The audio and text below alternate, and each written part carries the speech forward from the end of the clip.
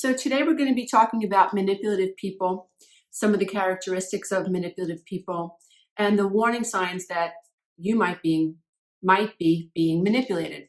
So some of the warning signs of a manipulator include low vibration. They tend to be negative. They say things that are inappropriate. They use projection. They never offer help.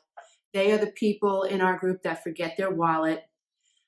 They are the people who talk badly about other people behind their back. They are the people who have a victim mentality. They are the people who are always in our group, but they are the people who are like, well, what about me? Right? So something's happening. You're all supposed to meet somewhere at a bar somewhere or go to an event, and everyone's figuring out how they're going to get there. But the one person in the group is like, well, what about me? And sort of like insisting that the entire group has to worry about them. And when it is suggested that everybody find their own ride there, an emotionally manipulative person will go right into blaming, insulting, and shaming the other people in the group for not thinking about them. That's just one minor example. But emotional manipulators are generally takers, low energy, and they have a victim mentality, and they aren't able to support other people. So you'll notice that someone who is manipulative, they're sitting back and they're waiting for opportunities to jump in and say, what about me? They like to stir the pot. So emotional manipulators are great at, poking the bear. So let's talk about some of the warning signs that you might be a victim of someone else's manipulation. You feel guilty when you're around this person. You don't know why, but you feel guilty. You worry about them. After you have a conversation with them, you worry about them. You worry that maybe you said something that upset them.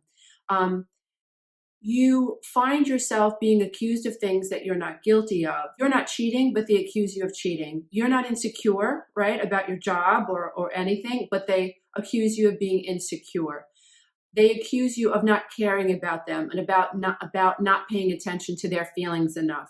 They gaslight you, right? They accuse you of saying things that you know that you never said. They make you doubt your reality. And what they're trying to do, consciously or unconsciously, is they're trying to get you to worry about what they think. That is first and foremost.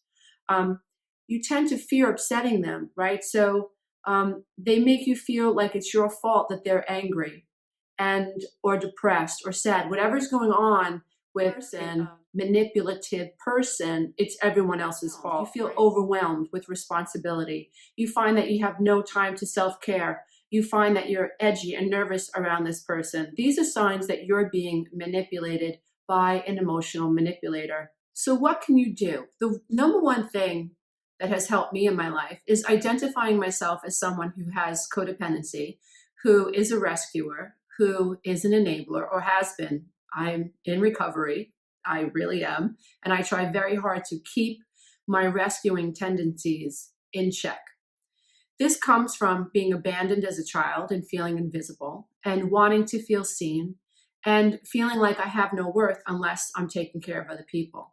So the most important thing I think that we have to do in our lifetime, if we feel like we're being emotionally manipulated by other people, is to identify our own patterns of codependency. Identify whether or not we rescue, we fix, and we lose ourselves in the taking care of other people. So another thing that we have to do, number two, is you have to know and identify what's healthy and what's unhealthy. You have to know what your individual rights are in a relationship. So let's talk about some of the commandments that I use when dealing with manipulative people. So it's not right to have someone twist your words. So oftentimes we deal with people who say that we said something that we never said, and we defend ourselves, right? So I think it's important to pull back and gain some objectivity and ask ourselves, wait a minute, did I say that? So remember to hold on to the facts. So it's your right not to have someone twist your words. So if someone's twisting your words, be aware of that. Number two, you're never responsible for someone else's behavior. So if someone goes out and robs a bank and is in jail or gets a DUI or whatever, or loses a job, that is not your responsibility. An emotionally manipulative person, I've had coach clients with children who are emotionally manipulators, and they will blame their parents for why they lost their job.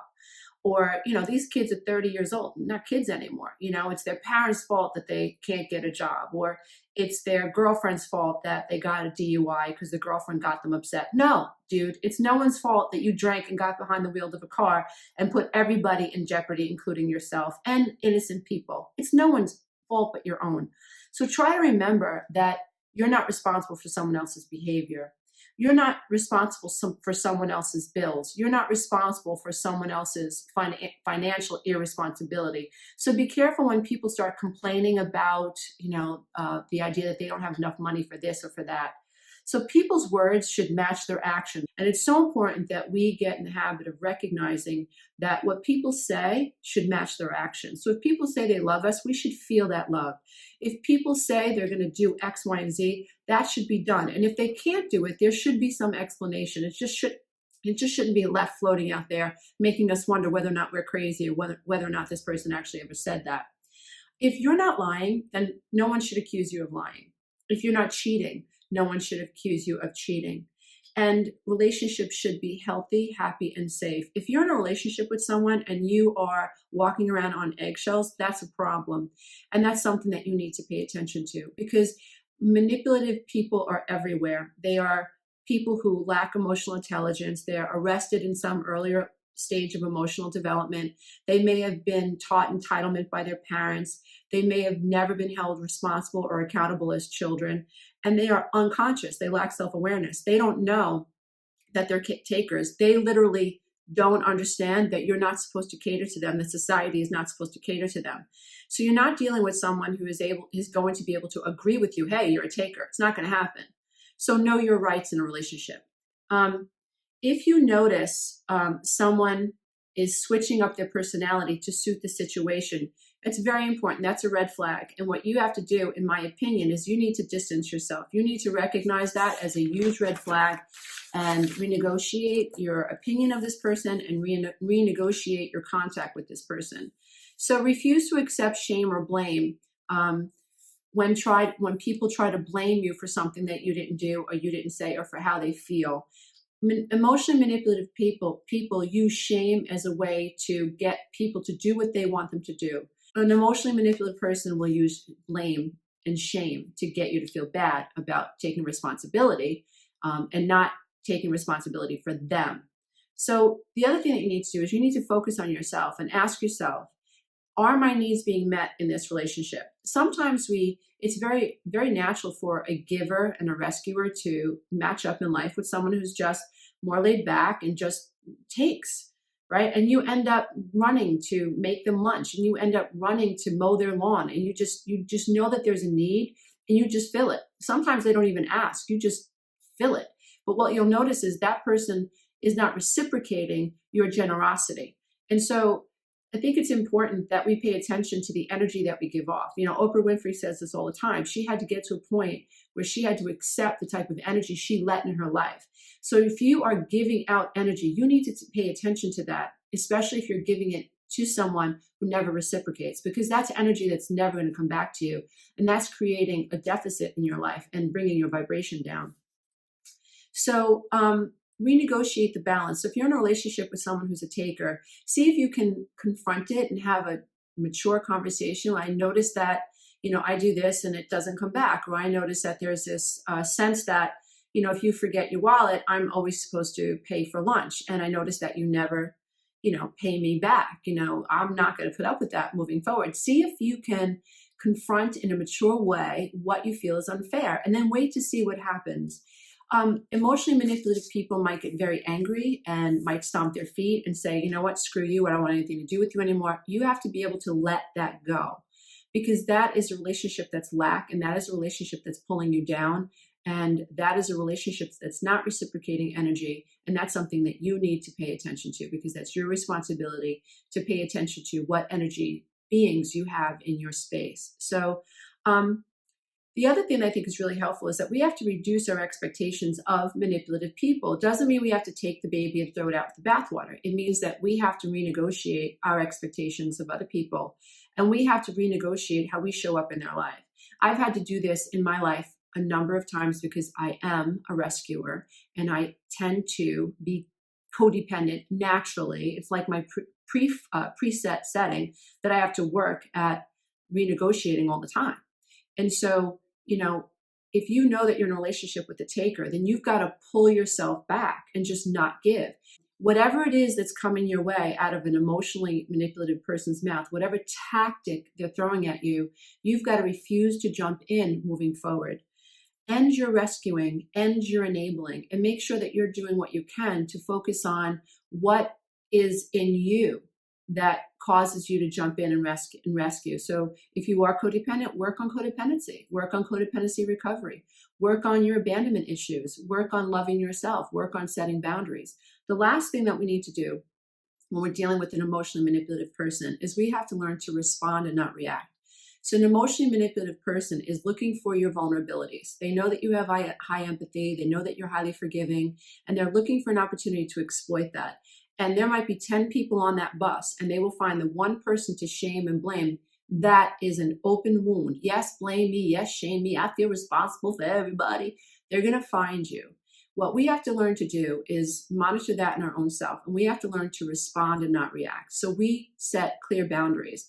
That was not my responsibility. That was your responsibility. I showed up on time. You didn't. I got dressed an hour early. You got dressed at the time that we were supposed to be at this event. Or I didn't tell you to buy that second car. I only have one car. That car is your responsibility. Your bills are your responsibility. Your kids are your responsibility. Be very clear about the facts and learn to respond rather than react, because they're going to want to pull you in. I hope this video about emotionally manipulative people and how to end emotional manipulation has helped you get a little bit more clear about your boundaries and allows you to understand where your power lies when dealing with emotionally manipulative people. My name is Lisa A. Romano. I'm the Breakthrough Life Coach and creator of the 12-Week Breakthrough Coaching Program.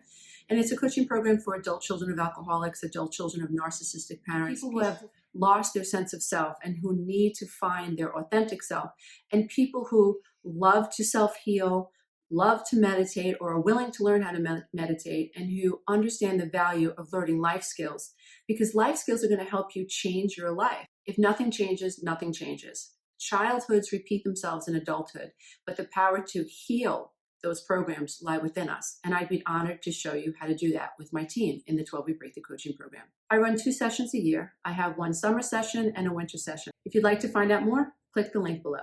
If you'd like to jump into programs right now, check out the Breakthrough Warrior membership site. The Loving the Self video and meditation program is available immediately. Namaste, dear ones. Until next time, be safe out there and know that you are enough. Bye for now.